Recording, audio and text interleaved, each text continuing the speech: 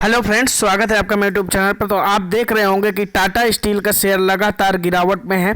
और ना सिर्फ टाटा स्टील, आप स्टील सेक्टर का कोई भी स्टॉक उठा करके देख लीजिए, ये लगातार गिरावट की तरफ है। और इस गिरावट के बारे में मैंने आपको आज से लगभग एक हफ्ते पहले भी आगाह किया था। चाइना कैबिनेट की कमेटी ने एक फैसला लिया है, और फैसला भी नहीं हुआ है बल्कि एक अपील हुई है। और अपील का ही ये फर्क पड़ गया कि ये सेक्टर पूरी तरीके से धराशायी हो चुका है। आगे आने वाले टाइम में टाटा स्टील में आपको क्या करना चाहिए, स्टील सेक्टर में आपको क्या करना चाहिए, steel authority of India SAIL का शेयर है, जिंदल स्टील है, JSW स्टील है, इन सब में आपको क्या करना चाहिए, इन सभी के विषय में बात करेंगे। फर्स्ट टाइम चैनल पर विजिटर है तो चैनल को जरूर सब्सक्राइब कर लीजिएगा। देखिए 4.96% टाटा स्टील डाउन है, 1106 के आसपास ट्रेड कर रहा है। पहले उस खबर के बारे में हम जान लेते हैं। देखिए, metal bull run over JSPL, Tata steel SAIL share tank after China move. अब खबर क्या आई है, ये खबर जो है आपके काम की है और इस खबर पर आपको नज़र रखना चाहिए। इस खबर के बारे में आपको बताऊंगा। On Wednesday China's cabinet vote strengthen its management of commodity supply and demand to curb unreasonable price increases and prevent them being pass to consumers. इसका मतलब ये है कि चाइना की जो कैबिनेट है उसने अपील किया है मैनेजमेंट से, यानी कि जो डिसीजन मेकर्स हैं उनसे, कि जो स्टील के प्राइस अनरीजनेबल तरीके से बढ़ रहे हैं उनको डायरेक्ट कंज्यूमर पे ना डाला जाए, उसको डिवाइड किया जाए।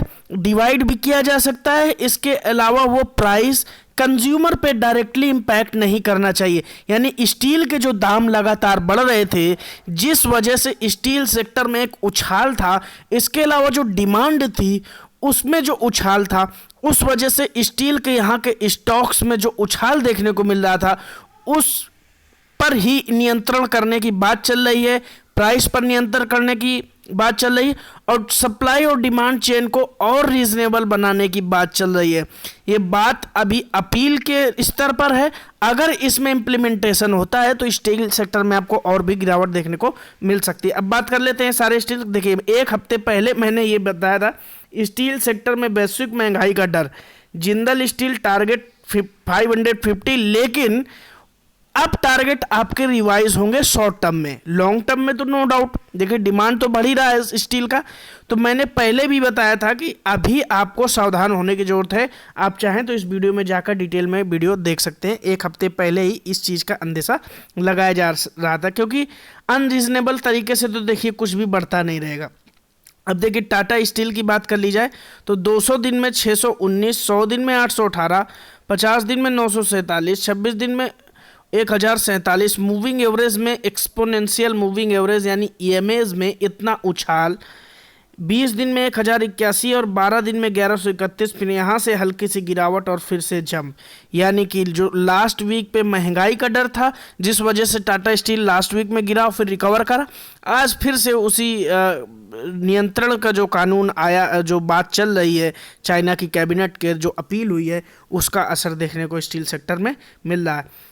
इसके अलावा अगर बात कर ली जाए तो रिटर्न्स आप देखिए, एक महीने में 24% के, 3 महीने में लगभग 65% के रिटर्न है, 6 महीने में लगभग 110% के रिटर्न है, और एक साल में 305% के रिटर्न्स देखने को मिल रहे हैं। Steel authority of India SAIL के स्टॉक की बात की जाए तो आप देख सकते हैं लगभग 5.72% डाउन है इस खबर के बाद आज की डेट में।